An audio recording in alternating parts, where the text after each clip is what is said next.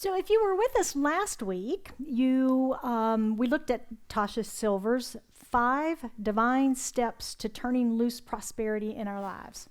That's our book of the month author, and that Diane talked to us about. And those 5 steps were saying her abundance change me prayer every day, cleaning out the clutter in our minds and in our homes and our environment. Stop complaining about money. Make a statement of gratitude. One statement, one sentence, not the whole laundry list like we usually do in our gratitude journals, but just one thing. And then the last is, it's easy for me to receive. Arms wide open, easy for me to receive, right? So, how's it going? Is it easy? There you go, easy. How's it going? Are you seeing good results? Are you seeing good results? I know in book study we are, so I hope that you are too. If you weren't here or did not get a copy of those 5 steps, Keith has those for you this morning. If you raise your hand, he'll bring you a copy of it if anybody needs one. And I know that if you're going to be doing those practices, or if you've been doing them, that you will see positive results. Okay. So October is our month of prosperity. We have traditionally done that this is our 6th year of doing prosperity principles, and 6 years? 15, 16, 17, 18, 19, 20, yeah, our 6th October of doing practices. So we're looking at expanding our prosperity consciousness, because I know you've all got great prosperity consciousness already. This is a way to expand and enhance that, right? And our theme this month is called Cosmic Connections, where we're looking at how everything is connected. We live and exist in this idea of oneness, and everything is connected. Today, our talk is called Bridge Over Troubled Water. Now, you're probably familiar with that 1970s song by Simon and Garfunkel, right? Good song. And if you've been with us all year, you know that we have been following the Centers for Spiritual Living overall theme for the year. They set a theme for the year, a theme for each month, and then a weekly theme that many of our centers teach the same thing, so that we're getting that unified message out into the world. And it's been fun to do this and to also make these talks our own as we go through them. And today's topic is about forgiveness. It's about forgiveness. And as I've contemplated this week how prosperity and forgiveness go together, and I began to look at that, and I came up with some fun ideas in the way that works. And of course, Ernest Holmes has some ideas about that too. He's our founder. Now, I know you've been around this teaching for a while, and other teachings, and you've heard about forgiveness, right? And you've probably done a lot of forgiveness work. You've healed a lot of things already. I get that at the surface level. Most of us have. We've done a lot of forgiveness work at the surface level, but there's really a lot more to it. And that's what I want to talk about today, is the going deeper. Going a little bit deeper and looking at things with a little different perspective, perhaps. We've all heard the saying, I'm sure, about unforgiveness is like drinking poison and hoping the other person's going to die or something like that. And, we've all been at that level with the forgiveness work. But again, we're going to look a little differently and see how it relates to the flow of prosperity through our lives. Ernest Holmes is the founder of Centers for Spiritual Living. He's also the author of The Science of Mind, and that's the philosophy that we teach from. And he says in his book, Living the Science of Mind, everything moves in circles. This is the way of life. And what we refuse to give, we refuse to accept. Now, that's a very powerful prosperity principle in and of itself. If I refuse to give appreciation, I'm refusing to accept it. If I refuse to give love, I'm refusing to accept it. If I refuse to give money, I'm refusing to accept it. That's the prosperity principle he's talking about. But he goes on to say that nothing is more important than that we learn how to forgive both ourselves and others. So he put both of those topics of forgiveness and prosperity together right there, didn't he? And I think it's a wonderful recognition of the interrelatedness of the flow of life and the flow of prosperity. Unforgiveness will block your flow of prosperity. So what I want to look at today for us with this idea of forgiveness is this deeper stuff, the stuff that we may not even be aware of. That's always fun to discover, isn't it? When you realize there's something that's been working you that you weren't aware was there. And when you do become aware of it, it's like this giant aha moment. Anybody had those? Yeah, it's an amazing feeling when you finally uncover those things, and then you can begin that healing process. So as I've worked the material, and it's worked me this week, I found some very interesting emotions that were there, pretty deeply buried. And things like blame. People that I unconsciously punish in my mind. All this is mental, of course. It's not outwardly spoken. Maybe. People I censure through criticism and disapproval. Right? You know, I disapprove of that, maybe, through my actions or maybe my voice. So today, what I want to do is invite you into that practice that I did and to look more deeply inside ourselves and to ask some questions. So I have some questions for you today. If you're willing to play with me, I invite you to close your eyes. Take a nice deep breath. And ask yourself, who do I blame? Who do I still blame if it's something from the past? Who am I mentally punishing? Perhaps I'm passive-aggressive in my actions. Is there someone who is not safe to travel through my mind? If I bring them to my mind, do I immediately get upset and begin to mentally attack them in some way, blame them, push them out, resent them?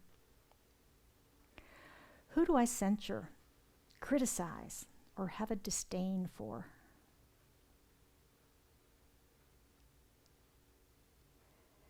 Take a deep breath. Open your eyes. Anybody come up with 2020? Anybody aggravated about the virus? Anybody mad at the Chinese? I mean, pick it, right? Our government. Are we mentally or vocally expressing our disdain, criticizing? As I've looked at my thoughts and words and conversations over the past 10 months, I've had some not so bright and shiny moments. Anybody else? Yeah. Moments of frustration with what is. What do you mean I can't go out? What do you mean it's closed down? What do you mean my favorite stores are going out of business? What do you mean there's unemployment? What do you mean the restaurants are half capacity? Right? And my favorite, of course, is the mask, right? What do you mean I gotta wear a mask? What do you mean you're not wearing a mask? Oh my gosh, I'm at the front door again. I parked a million miles away and I left the darn thing in the car. Anybody else? That one drives me crazy, right? Oh gosh, I gotta go back to the car and get the mask. Forgot the mask. Yeah. So yeah, it's inconvenient. It's inconvenient, but we're doing what we have to do. We're doing what we need to do. I think we could all use a bridge over troubled water this year, yes? Yeah, the troubled waters of 2020. Ernest Holmes tells us in his book, Richer Living, he says, whatever the mistakes of yesterday, mistaken thinking perhaps, whatever those might have been, today's a new creation. Turning from the errors of the past, from the thoughts of the past, and no longer carrying with us those sorrows and mistakes, today we can enter into a new experience. But it is only when we forgive everyone that we can feel that the weight of condemnation is lifted from our own consciousness. We should refuse to carry the mistakes of yesterday into the positive atmosphere of today, for today the world is made new in our experience. If you follow Esther Hicks, you may have heard her talk about this, where we have the choice in the morning when we wake up to choose what we're going to think about, don't we? That's the beauty of our cycle of rest at night and wake up refreshed and renewed, and we can choose what we're going to think about today. Do I pick up that baggage and worry and stress and everything that I was noodling on last night and bring that right forward into this brand new shiny day? Or do I let that go and think these new, positive, empowering thoughts. I'm at choice every morning for the brand new day of what I want to think about.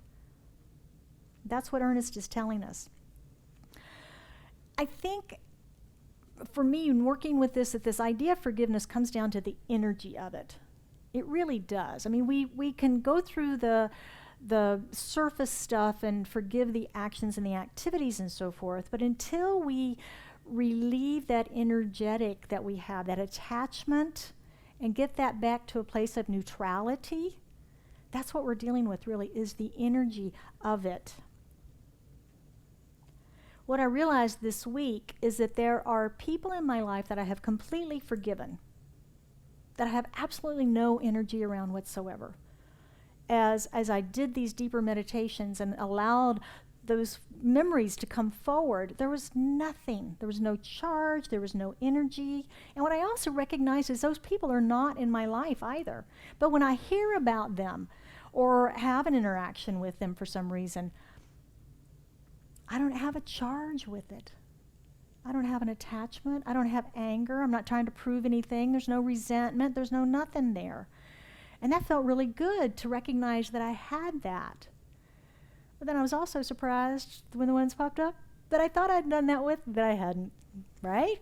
Those are the surprising things when you go, whoa, what's that about?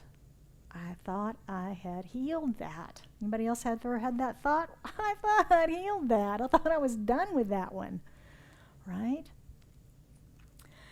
So forgiving doesn't mean that we have to include them in our life and invite them out for dinner, right?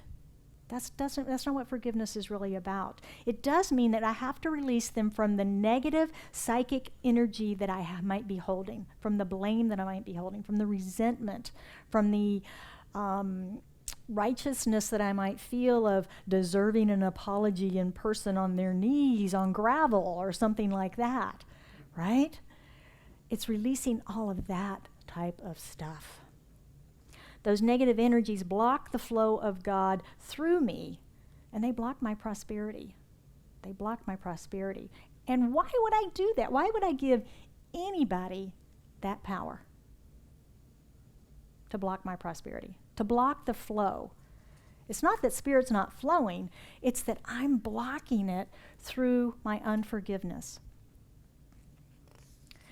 Were you all here for Reverend Karen Rousseau's talk a couple of weeks ago where she was talking about the law of reflection and prosperity that we also know as the law of cause and effect?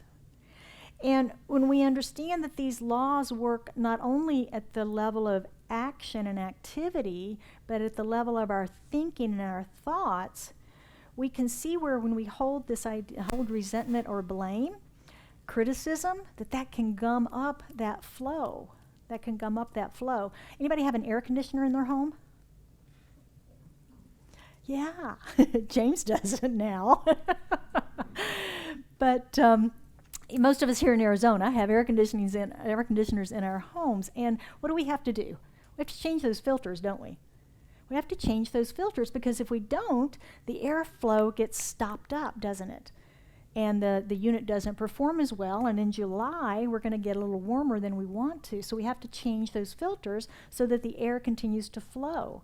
And that's the idea of forgiveness, cleaning the filters that we have and filtering the flow of spirit and prosperity through us. We have to clean those filters, and forgiveness is a way that we do that. As I dug into these pockets of unforgiveness that I had, I discovered some common threads. And a common idea that they did to me, right? We're the victim. They did to me. They caused me pain. They caused me suffering. But it was interesting when I discovered that on the surface or conscious level, I was sure I'd forgiven them. But then I meditated and went deeper with it, allowed myself to really open up to it, to see them in my meditation, to invite them into my meditation. I began to see that energy again come back up. I still had some work to do. And what I realized, it all came down to self-forgiveness. It came down to self-forgiveness. And not just from the standpoint of what was my role in that, right? There's two sides to every argument, and if there was an argument, I was in it, right? So we're always involved in whatever is there. But what I begin to realize is that there's deeper questions. Deeper questions. We have to forgive ourselves as well as others.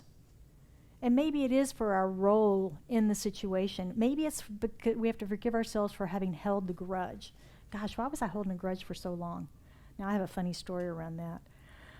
Didn't realize it until just recently. Years ago, years and years and years ago, I bought something, I don't even remember what it was, at the store Bebe, Bebe, is that how you say it?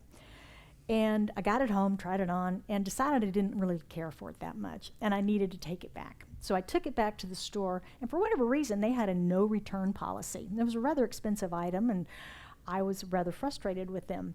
And they wouldn't take it back, so I ended up with this thing, again, I think it was a dress or a shirt, and it was very expensive, but I didn't like it, and I didn't wear it, but it hung in my closet as a constant reminder. And I realized now, even recently, when I see that label in a store, I immediately go past it. I'm holding resentment against that through the label on the clothes. Is that funny? Yeah. So those are the things in the hidden beliefs down there we don't even know we've got. Don't even know we've got. A little forgiveness there for me. A little more work. But realizing that we have these things and then finding ways that we can heal them is very important. And maybe the issues are forgiving something from our past. Maybe we have a failed relationship we need to forgive ourselves for, forgive the other for. Maybe we didn't stand up for someone or support someone or something that we look back on now and wish we had. Maybe we've made mistakes in our career. Maybe we've made some mistakes in our finances. Wish I had done this or done that. Maybe it's a woulda, coulda, shoulda regret. Gosh, if I'd have just done that a little differently. If I'd have just known then what I know now, right? We have all those regrets and things. Maybe there's lies or untruths we've told or been told. A failure. Have you forgiven yourself for failures? Bridges we've burned. Relationships we've burned. Maybe there's a time when we were selfish. Wish we hadn't been. Or perhaps when we didn't do the right thing when we had the opportunity to. These are just some of the things that can be there, you know? Maybe it's with a store with you, or a religious institution, or a school, or an airline, or whatever. We can have those things in there that block our prosperity. Most of us have lived a nice long life, and we may have parental things way back there that we forgave on the surface level, but maybe they're still running some stuff. We all went through high school and college, and stuff happens there, and careers. We've all had opportunities to make mistakes along the way, haven't we? We've all had opportunities to practice forgiveness. I think doing this deeper forgiveness work may be the final step, the critical step to breaking through any prosperity issues you may be dealing with.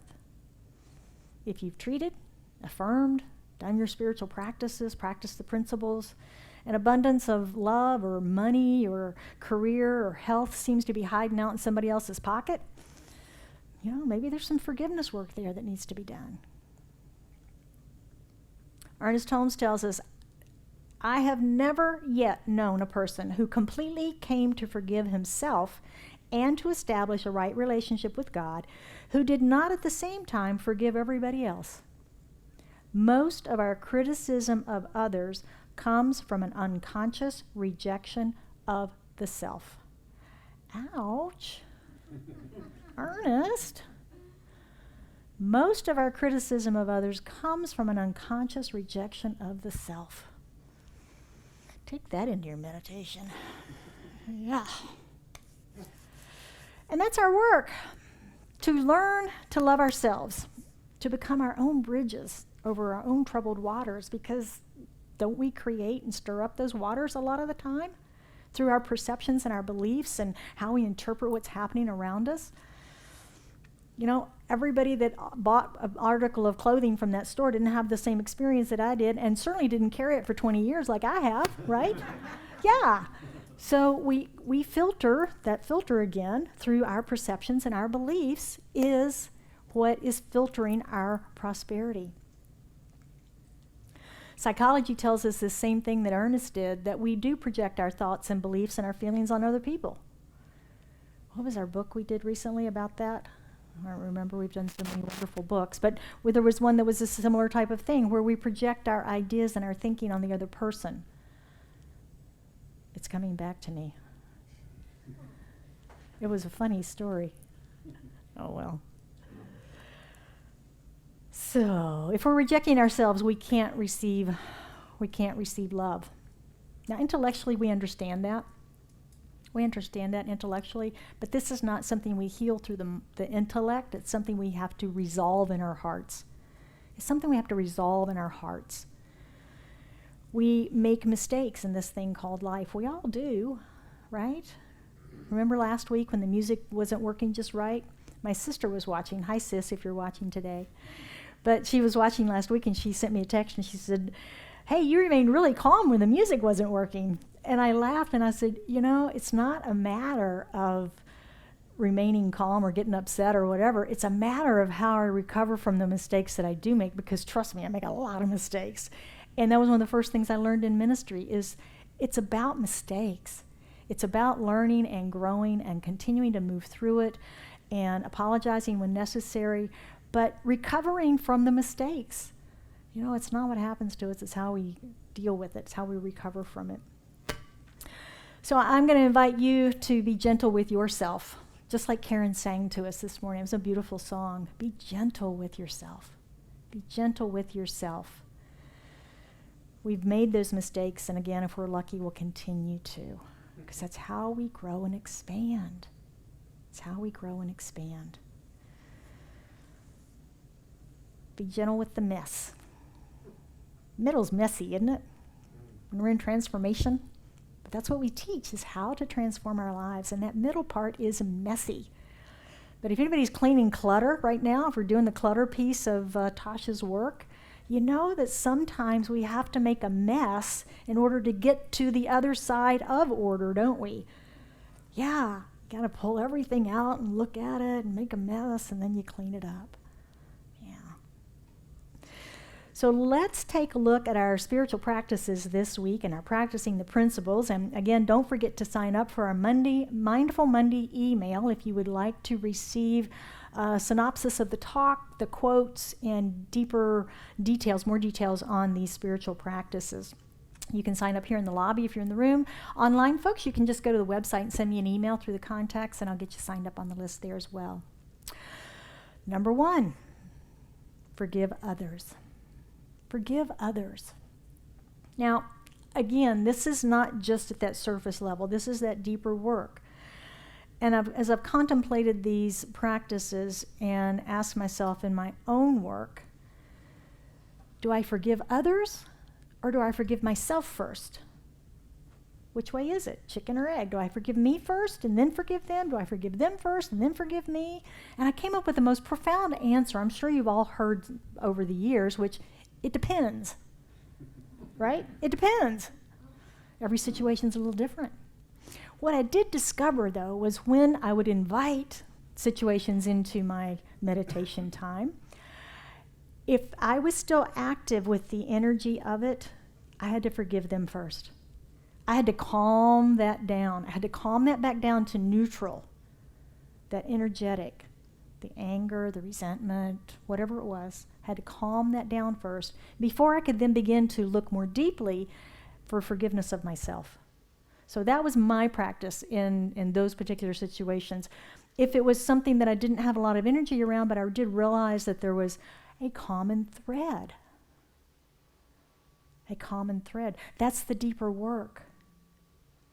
What in me is attracting these situations? Is there a common thread of a specific issue that I'm finding myself needing to forgive people for over and over. I found some common threads. So that was a very interesting thing. And I'm not suggesting that, as we sometimes hear in New Thought or metaphysics, that, what did you create that in your life? I'm not saying that at all. But we do have a tendency to call to us the things that we need to grow through. And if you see some common thread in the experiences of your life that you need to forgive, if there's someone that consistently, if there's a group, a lot of people, a lot of situations where you're consistently experiencing the same thing, be it theft of anything, theft of the heart, theft of money, theft of material things, theft of ideas. See how that can show up? Theft in a lot of ways, right? And you're forgiving those people for those specific situations, but when we boil it down to the deeper piece of that, it's around the idea of theft in general, isn't it? And then the taking and so forth and so on. And so peeling those layers deeper and deeper, that's where our healing work begins, both in the forgiveness of others and in the forgiveness of ourselves. The deeper work is in the forgiveness of ourselves. And why am I calling that in? Why am I calling that in? We've laughed about it over the years, about calling in relationship and how we sometimes find ourselves dating the same person in different form over and over and over, relationship after relationship, right? They all have the same characteristics, right? It's because we're trying to heal that piece of it for ourselves. We're trying to heal that piece of it for ourselves. So forgiving others, forgiving ourselves is our second practice. And why did we call that in? What are we trying to heal? What's the common element? One thing I keep attracting in to me that I'm not forgiving, that I need to do the deeper work on. And then number 3 is to forgive all. Forgive all. And that is where it goes out into the world. It goes out into the everythingness. The places where we don't like how things are. The places where we don't like the way a corporation operates. TSA, right? Anybody flown in the past 10 years? Right? TSA suddenly became a hassle through the airport. Well, maybe there's some forgiveness around that, right? They're doing their job. They're doing their job.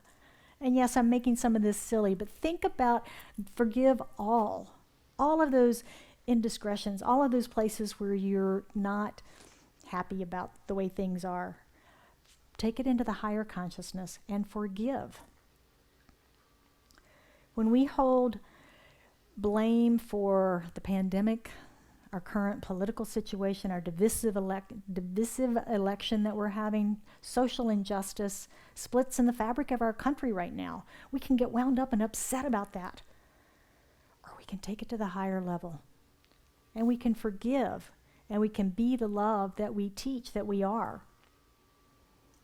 We can't blame them, because blame is in the unforgiveness bucket, right? Before I close today, I do want to say that if you are holding something very deep, some regret about not doing something or having done something in your life that would have changed the course of your life, or if there's a very dark transgression that you are a part of on either side of it, get the help that you need for the deeper work of forgiveness. Whether that's with a minister, a practitioner, a therapist, whatever it might be, get the help that you need to be able to move through that forgiveness work. It's that important for you, for your health, and for our planet. Because imagine if nobody was holding grudges.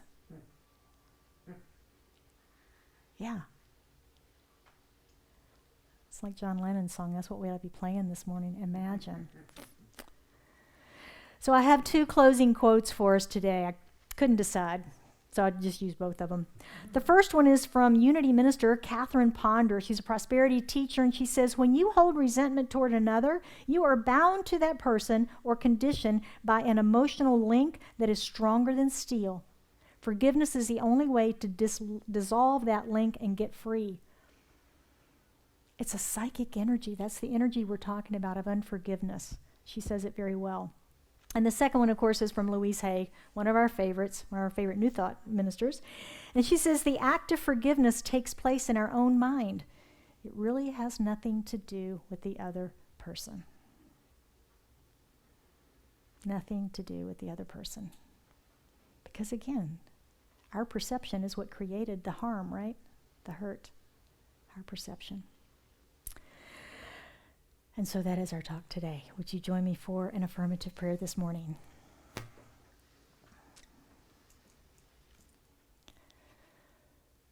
Just breathing in that wonderful breath of life. Recognizing that that is the power and the presence of God. The importance of our breath. The ease of our breath. The fact that we have it. The fact that it is life-giving. All gifts of the divine. And how much joy there is in that, in recognizing that life and living are the God presence within us. That as we sit here in this room together this morning and just feel the breath moving within our body, we recognize that's God.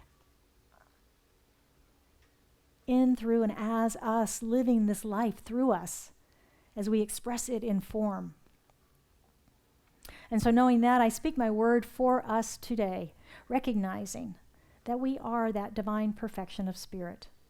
And that whatever it is that we may be dealing with within our mind in this realm of forgiveness, that we are guided and guarded and led to the release of that, to the healing of that, as we just let it go. We let it go, we forgive, and we clean the filters of our beliefs to allow Spirit to flow completely, prosperously through us in all areas of our health, our well-being, of our career, our creativity, our finances, our relationships. Spirit is always giving, and it's easy for us to receive. And I know for anyone that has anything on their heart this day that they are seeking prayer about, that as they lift that into their consciousness, that we recognize that is healed. That whatever needs to be healed is healed or revealed or guided, guarded, whatever the need is, that is brought forward powerfully in their life today. And so it is with a very grateful heart, filled with joy and thanksgiving, that I release this prayer into the action of law, letting it go, letting it be, and we affirm together. And so it is.